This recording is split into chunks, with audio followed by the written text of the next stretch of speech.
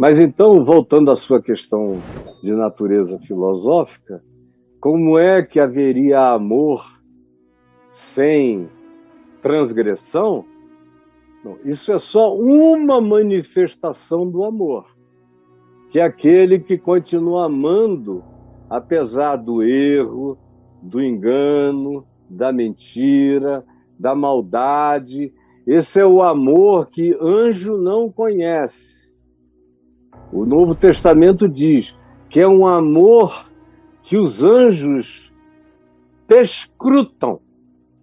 Quando eu digo anjo, você pode imaginar toda essa assembleia de entes celestiais, desta e de qualquer dimensão, todos os alienígenas universais. Deus pelos vermes. Eles não entendem essa misericórdia que vai de eternidade a eternidade. Nenhuma criatura consegue compreender. O amor de Deus é insondável, é inescrutável, é inexplicável. Ele só é demonstrável no escândalo da cruz, que não é tanto um escândalo para nós, mas Paulo disse que era um escândalo para anjos. Anjos. Era um espetáculo a anjos perplexos. Vendo, eles diziam, mas esse é o eterno encarnado, esvaziado, vermificado entre os homens, amando de maneira inescrutável, mas inegável, porque ele morreu por esses caras. E morreu por toda essa criação mortal. Isso não dá para entender. Nem eles entendem. Agora, amar, eles foram objetos de amor. Tudo que Deus criou, Ele criou por amor. Criou para amar. Agora, todos os seres com consciência de si que Ele criou, ou mesmo os seres sem consciência de si, mas com alguma ânima, com alguma animalidade, com alguma pulsão, com alguma mobilidade, ele deu essa instintualidade livre que se orienta pela percepção da sobrevivência. Mas em relação a nós humanos, nos deu consciência. Em relação a essas outras criaturas extraterrestres, essas criaturas universais, essas criaturas que a gente chama de angelicais, mas são esses alienígenas indizíveis, ele também os criou com essa mesma liberdade. É por isso que a estrela da manhã, ou assim simbolizada na Bíblia, ou depois que veio a ser chamado de Satanás, que é o adversário, o opositor, o diabo, que é o grande divisor, ou vários outros apelidos, ele foi feito em amor e foi amado. Amado, amado, amado. Mas ele surtou. Ele é o grande narcisista. O mito do Narciso reflete essa criatura que foi criada tão linda, tão linda, tão linda, que se apaixonou por si mesmo. E achou que o Criador ficava devendo a sua beleza, a sua sublimidade, a sua grandeza, a sua inteligência. Ele tinha reparos a fazer na criação de Deus. Ele devagar foi não gostando de tanta unanimidade universal entre as muitas criaturas e criações a respeito do Criador invisível. Por que vocês amam aquele que vocês nunca viram? Porque assim como eu nunca vi a Deus e não verei, porque está dito e determinado que Deus não é disponível à visibilização humana nenhuma, nunca foi visto e nem será, que a expressão de Deus para a criação é o Cristo eterno, que é a expressão exata do seu ser, e que na história humana se manifestou em Jesus, mas ele é um em Deus e com Deus desde sempre, desde antes de sempre existir, desde antes de qualquer coisa, ele é. E foi ele que, em se esvaziando, explodiu e surgiu toda essa criação. Por isso a criação foi feita dessa entrega do chamado Cordeiro de Deus, que explodiu os universos em criação, e ele mesmo se identificou como um homem na plenitude da história dos vermes que somos nós.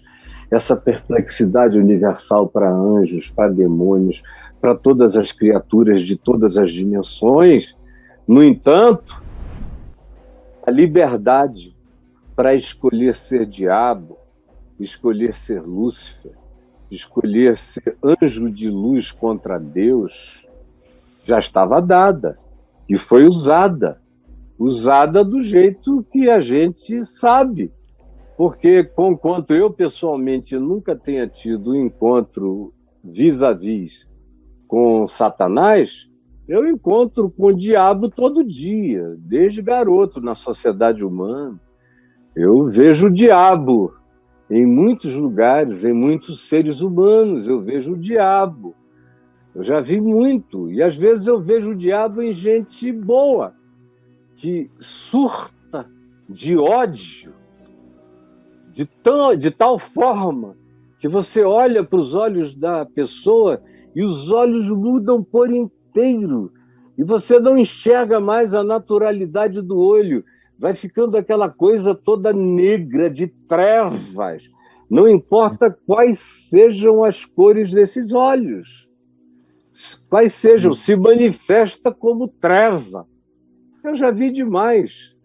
Tem gente possessa e gente não possessa, mas basta estar cheia de ódio que a gente vê a mesma manifestação homicida no coração. Isso precede a criação na Terra, precede os humanos. Isso está presente no universo, gente, desde tempos que a gente não pode medir, provavelmente desde a criação do próprio tempo. Mas Provérbios, no capítulo 8, na Bíblia, diz que quando o Senhor criava todos os mundos e todos os universos, os anjos cantavam e se alegravam nas estrelas dos cosmos, dando glória à criação extraordinária, ao caos que virava forma, cor, beleza, energia, as mais diversas formas de energia, as criaturas mais indefiníveis e inimagináveis iam aparecendo em toda a sua manifestação de esplendor, e as estrelas cantavam, os seres cósmicos louvavam ao Senhor, até que um dia teve um cara que disse: é muito amor convergido na direção de um só. Estava bom a gente dividir isso aqui, por isso o diabo, a primeira divisão, foi essa divisão de tentar criar grupos de antagonistas, de satanases contra a criação de Deus. E simplesmente isso está para além da filosofia, da física, da metafísica, de quando isso aconteceu. Você precisa ter uma apropriação de fé para, crendo nas Escrituras e, sobretudo, crendo no Evangelho de Jesus e no ensino dos apóstolos, entender essas muitas camadas e essas liberdades, esses livre-arbítrios dados a todas essas camadas. A grande questão que fica é a seguinte: Deus desenvolveu a capacidade de odiar porque surgiu um Satanás? A minha opinião é que nem Satanás é odiado por Deus. Deus não odeia nada nem ninguém. Ele aborrece o mal, ele aborrece a iniquidade, a mentira, a maldade, a injustiça, a manipulação, a covardia, a utilização de criaturas por outras criaturas. Vocês podem ter certeza que Jesus não está com Putin, que o Deus eterno não está com as mãos estendidas na direção do Putin. Ele hoje é um filho do Putin, diabólico mesmo, fazendo o mal. E não há argumentos na Terra que justifiquem maldades desse tipo. Como não havia argumento que tenha justificado qualquer maldade de qualquer ente que abusou da humanidade ou do próximo ou da criação. Jesus não gosta disso. O Eterno não gosta disso. Agora, ele não odeia o Putin.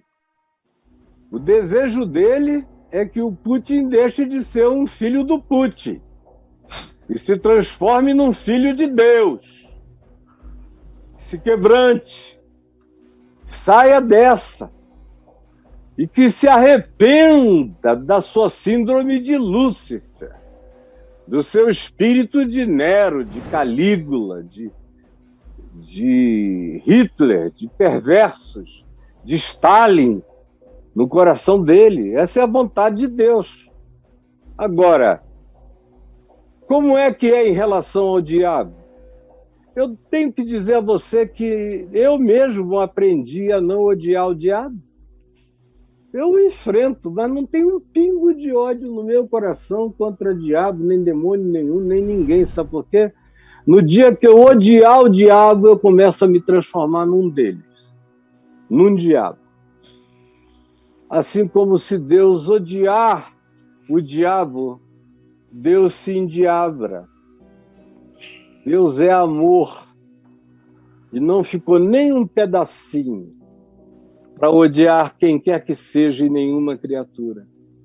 Esse é o mistério da sublimidade divina. Ao mesmo tempo, o livre-arbítrio está dado. E cada um pode usá-lo em seu favor ou pode usá-lo contra si. Eu posso fazer um parto ou eu posso enfiar uma faca na barriga da grávida e matar a ela e a criança. Tudo ato de livre-arbítrio. O Putin poderia mandar ajuda e socorro e alimentos para alguma província sob os domínios dele, ou a dizer, não, nós vamos agora ajudar a educação na Ucrânia, vamos fazer isso tudo, não tem problema. Nós temos laços de afetos antigos, mas não. Ele transformou o afeto em ódio, porque ele quer tomar poder. Mas ele poderia fazer outra coisa. Qualquer um de nós poderia ser outra pessoa. E é por isso que nós somos indesculpáveis.